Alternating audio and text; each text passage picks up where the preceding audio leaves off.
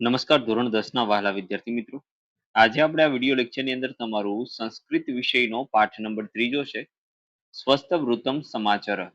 એમનું સંપૂર્ણ એટલે સંપૂર્ણ સ્વાધ્યાયનું સોલ્યુશન આ વિડિયો લેક્ચરમાં જોવાના છીએ. સાથે સાથે એક વાત કરી દઉં, નીચે ડિસ્ક્રિપ્શન બોક્સની અંદર આપણે એક પ્લેલિસ્ટની લિંક આપેલી છે, ત્યાંથી તમને અન્ય વિષયના તથા અન્ય પાઠના સ્વાધ્યાય સોલ્યુશન મળી જશે. તો ચાલો પ્રશ્ન નંબર 1 છે, अधोलिखितेभ्यः विकल्पेभ्यः समुचितम उत्तरम चिंतुन.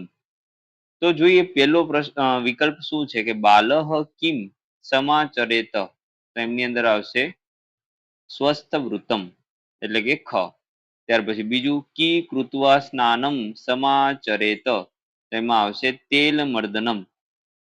ત્રીજું છે ત્વમ મિત્રેહ ખાલી જગ્યા પાઠશાલા ગચ્છા, તો એમાં આવશે ખ સમમ. ચોથું છે સત્રોરપી ગુણાહ, તેમાં આવશે ગ્રાહ્યાહ એટલે કે ક. પાંચમું જનેહ કિમ ધ્યેયમ, તો એમાં આવશે સુખમ એટલે કે ક. છઠ્ઠું છે કથમ આસીનેન સંધ્યા વિધિ કરિણ્યઃ, તેમાં આવશે પૂર્વાભિમુખેન, એમાં આવશે ઘ પૂર્વાભિમુખે ન.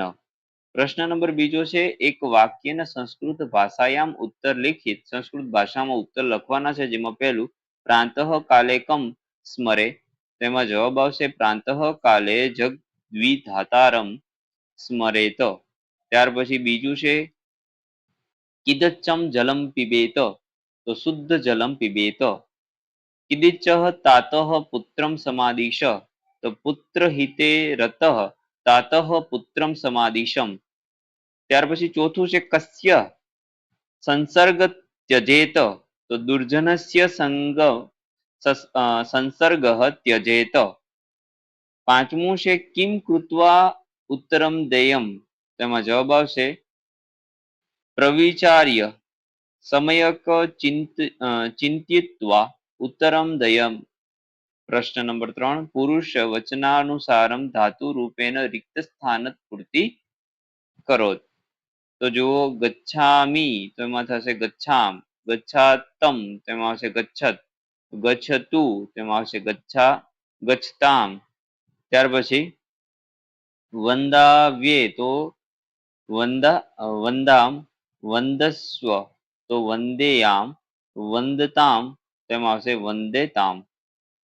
ત્યાર પછી ચોથું છે વચનાનુસાર શબ્દેન્ય રિક્ત સ્થાનમ પૂર્યમ, તો ગુરુભ્યામ, તો ગુરુભ્યઃ. ગુરુવોહ, તો ગુરુણામ. મિત્રેણ મિત્રાભ્યામ. કાર્યોઃ, તો કાર્યેષુ. વસ્ત્રે, તો વસ્ત્રાણી.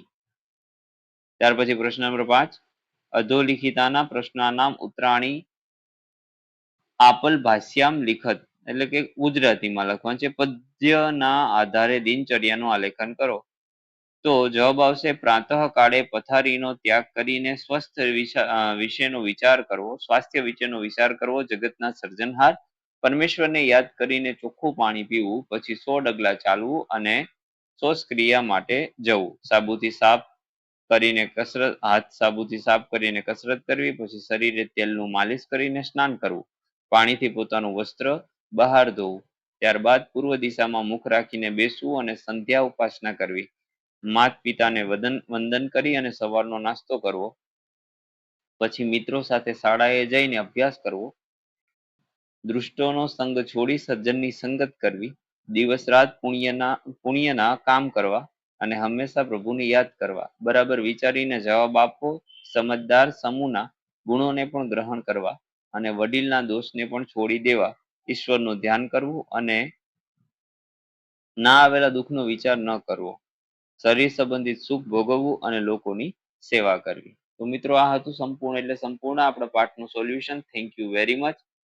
ફરી મળીશું નેક્સ્ટ વિડીયો લેક્ચરમાં. ત્યાં સુધી આવજો. જય હિન્દ, જય ભારત.